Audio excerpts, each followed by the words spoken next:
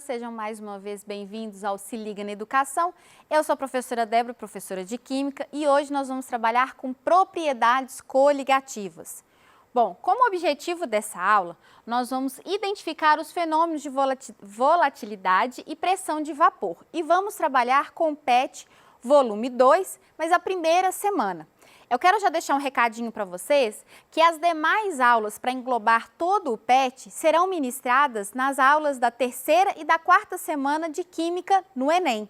Então, fiquem atentos a essa aula, pois lá nós vamos trabalhar as demais propriedades coligativas. Hoje nós vamos ver a propriedade coligativa da primeira semana do PET volume 2, ok?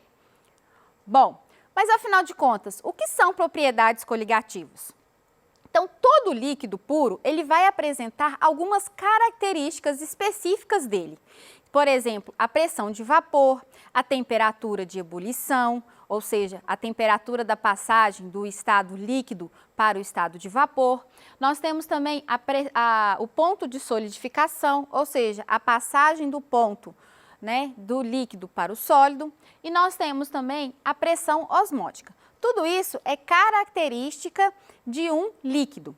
Porém, quando a esse líquido acrescentamos um soluto não volátil, ou seja, um soluto que vai interagir com a água, porém ele não vai evaporar, ele não vai competir no processo de evaporação com o seu solvente, ele vai interagir com o líquido ali dentro, então nós temos uma alteração a essas propriedades. Bom, essas propriedades, elas são específicas e vão ser alteradas de acordo com a quantidade de soluto dissolvido nela, ou seja, a quantidade de soluto que for colocado dentro desse líquido puro. E essa quantidade não vai interferir para a gente a natureza dela. Então, eu preciso considerar a quantidade de soluto total. Vamos aqui rapidinho para a gente poder entender isso. Vamos pensar no seguinte. Eu tenho um líquido num recipiente e aqui dentro, então, eu tenho aquelas 4 propriedades que eu havia citado para vocês, certo? Quando eu acrescento aqui dentro um soluto, eu tenho a alteração justamente dessas propriedades, ok? Esse soluto, ele pode ser, por exemplo, um ácido, ou seja, é um soluto de natureza ácida, ou pode ser um soluto de natureza básica, ou pode ser até mesmo um sal. A natureza do soluto não me importa. O que vai fazer com que essas alterações aqui dentro do líquido sejam maiores ou menores vai ser a quantidade total de soluto.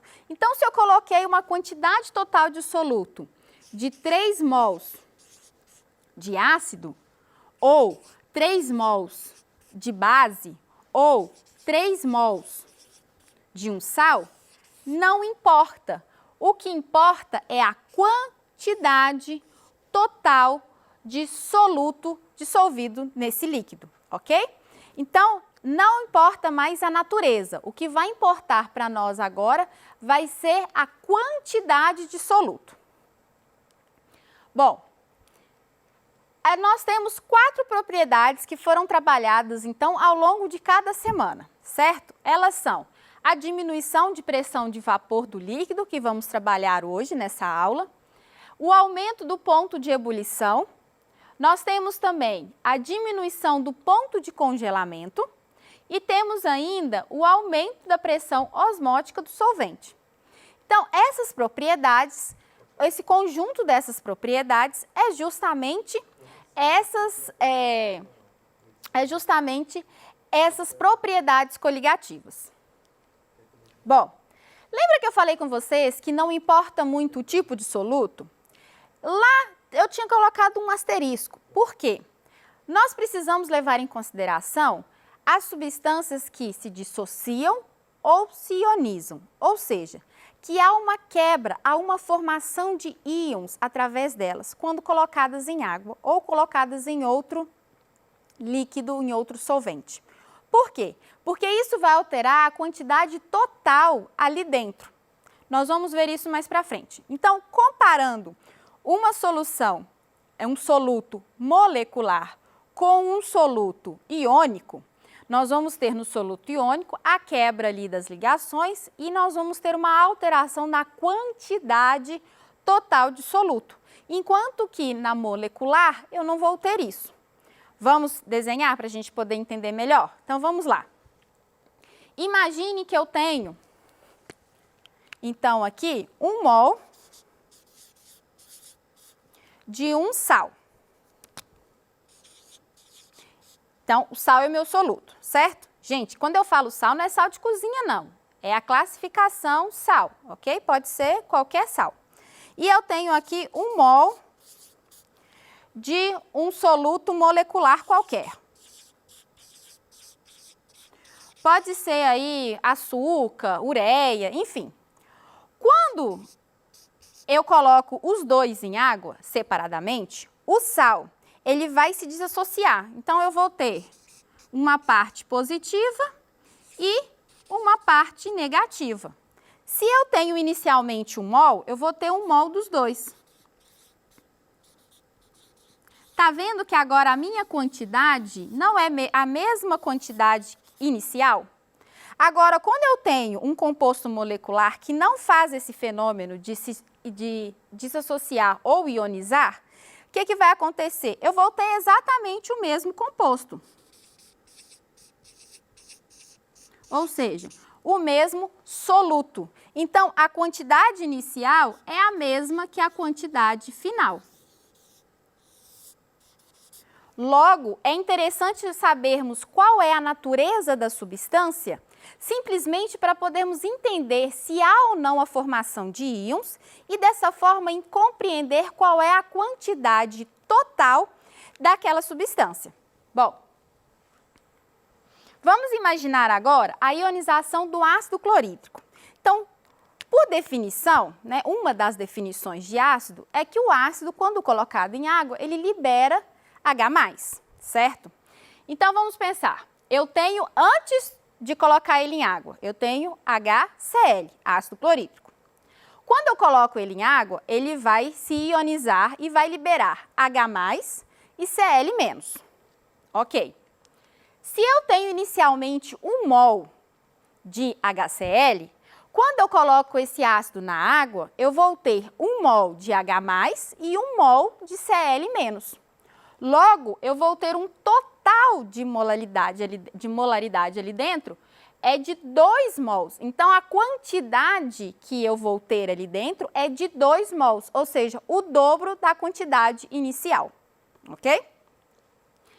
Vamos imaginar agora a ionização do ácido sulfúrico, ou seja, o ácido agora ele tem 2 hidrogênios. Lembra que ele tem que liberar esse H+? Então, eu não vou trabalhar aqui com vocês balanceamento de cargas, mas só para vocês terem uma ideia. A molécula, ela está ali neutra, não existe carga. Se eu vou liberar H+, o que vai me restar precisa ter a carga negativa para que juntos eles pudessem ser neutros, ok? Então, olha só. Se eu tinha inicialmente, antes de colocar o ácido na minha água, eu tinha H2SO4, então eu tinha 1 mol dele. Quando eu coloco isso em água, eu vou ter 2H+, e o restante, SO4, 2-.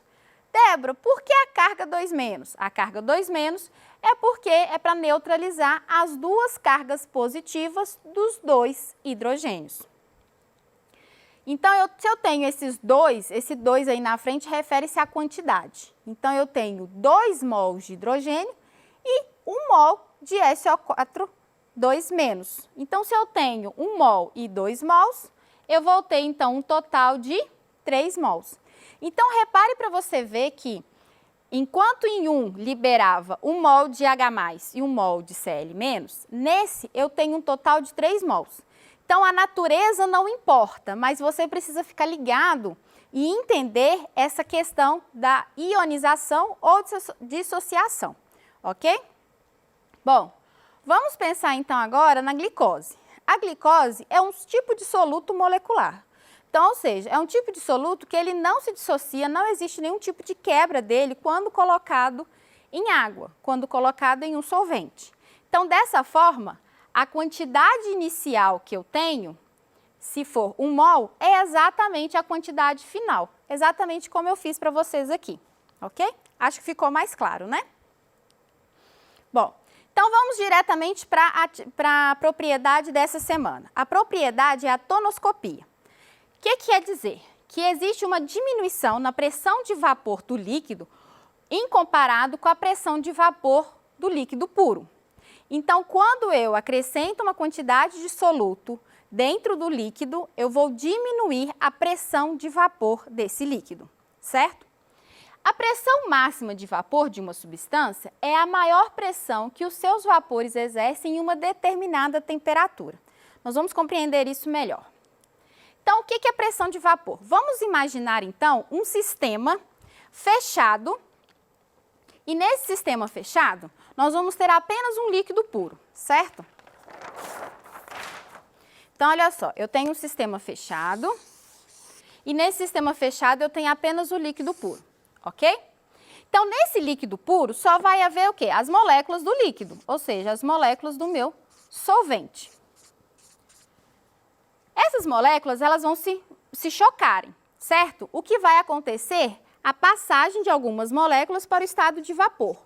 Como o sistema é fechado, ele não vai poder escapar para o ambiente. Logo, essa pressão que vai acontecer do vapor sobre o líquido é chamada de pressão de vapor, ok? Então, se a molécula ela passa, quando ela atinge uma saturação, ou seja, quando há um aumento muito grande dessa quantidade de vapor ali nesse sistema fechado, eu vou ter a máxima da pressão de vapor. E aí acontece, então, o que nós chamamos de equilíbrio dinâmico.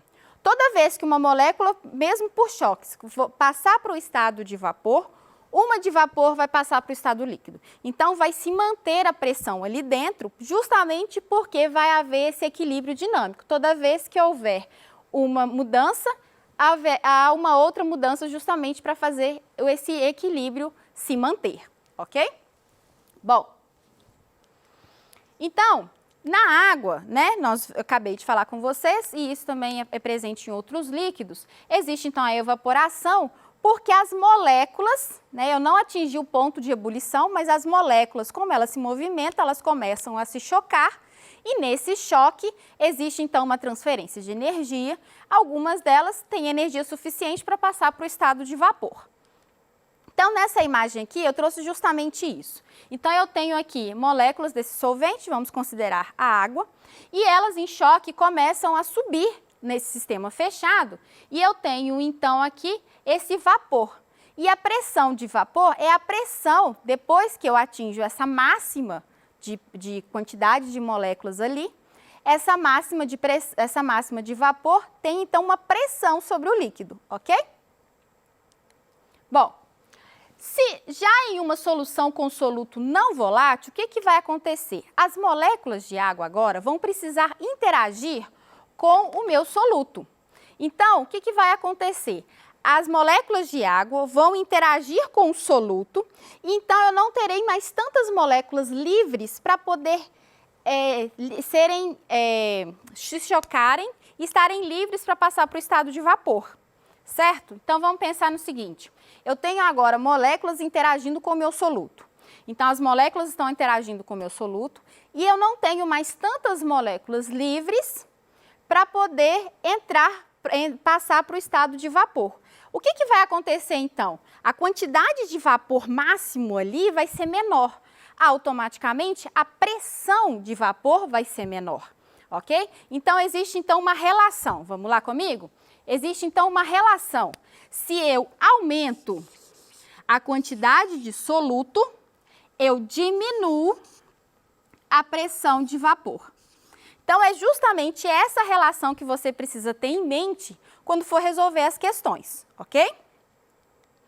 Então, eu trouxe para vocês aqui duas atividades bem interessantes para podermos trabalhar melhor. Então, a atividade 2 do PET volume 2 está na página 49. A uma dada temperatura, possui a uma dada temperatura, qual possui a menor pressão de vapor na solução aquosa? E deu as alternativas. Então, primeiramente, o que você precisa saber? Quais dessas alternativas aquele soluto ele vai se dissociar ou ionizar, ok? Então, vamos fazer isso juntos? Então, vamos lá. Então, na letra A, o que ele está falando? Ele está falando justamente de um composto molecular, né?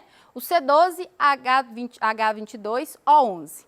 Então, entre o A e B, que são o mesmo soluto, o que vai ser, qual que vai alterar mais ali o meu líquido puro? Aquele que tiver maior concentração. Então, entre A e B, ou seja, entre 0,1 mol e 0,2, o maior é 0,2. Então, vamos deixar ele aqui. Então, a letra B, 0,2 mols do soluto. Ok? Letra A a gente já descartou. Letra C, eu tenho HCl. Lembra que o HCl, ele se ioniza? Então, se ele ioniza, a quantidade total é diferente da quantidade inicial. Então, vamos fazer isso aqui rapidinho? Então, olha só. O HCl, então, ele vai fornecer H+ e Cl-, certo? Qual que é a quantidade inicial? Opa, fiz uma mudança aqui. Então, qual que é a quantidade inicial? 0,1, certo? Então, se eu tinha 0,1 aqui, eu vou ter 0,1 aqui, 0,1 mol aqui. Então, no total, quanto que eu tenho? Eu tenho 0,2 mols. Então, letra C, na verdade, eu tenho 0,2 mols também do soluto. Vamos para a letra D? Letra D, então, nós temos 0,2 mols também de HCl. Então, a mesma situação. Só que agora nós não temos 0,1, nós temos 0,2. Então, 0,2 do HCl, que vai formar 0,2 do H+, e vai formar 0,2 do Cl-. Logo, o meu total é de quanto? Isso mesmo, 0,4. Então, letra D, eu vou ter 0,4 mols do meu soluto. E a letra E, 0,1 de NaOH. NaOH é uma base que também se dissocia. Então, letra E, eu tenho então uma base, certo? Então, vamos colocar aqui 0,1. Então, eu tenho NaOH. Isso em água vai liberar Na+, OH-. Então, eu vou ter aqui 0,1 mol e aqui eu vou ter 0,1 mol, 0,1 mol. O total daqui eu tenho 0,2 mols. Então, letra E, 0,2 mols de soluto. Qual desses aqui tem a maior quantidade? Letra D, né? 0,4 mols. Logo, se eu tenho a maior quantidade de soluto, eu vou ter a menor quantidade de pressão de vapor. Lembra que é inverso? Quanto maior a quantidade de soluto, menor será a pressão de vapor. Gente, por causa do tempo, nós vamos passar rapidamente por essa questão aqui, só para vocês entenderem, tá bom? Então, olha só, na atividade 5 da página 49, nós vamos ter aqui três solutos que são moleculares, ou seja, eles não se dissociam, eles não vão haver quebra. Então, você vai se preocupar exclusivamente com a quantidade de soluto, a quantidade inicial de soluto que está sendo colocado. Então, repare que A e B eu tenho a mesma quantidade. Independente de ser substâncias diferentes, como sacarose e ureia, eu vou usar a quantidade como referência. Logo, 0,5 e 0,5 é igual à pressão de vapor. Em C, eu não tenho 1 mol, ou seja, eu não tenho o dobro. Logo, a pressão de vapor vai ser 2 vezes menor, ok? E aí, eu tenho aqui as alternativas e ele pede para marcar quais seriam as opções. Então, a certa seria a letra B e a letra C, que seria a pressão de A e B iguais, enquanto que a pressão de C é diferente, sendo que ela é menor de A e B, ok? Bom, gente, eu quero agradecer vocês por essa aula, por esse momento e incentivar a vocês a assistirem às aulas 3 e 4 do Enem para completarmos o assunto do PET volume 2. Encontramos vocês mais pra frente. Até mais!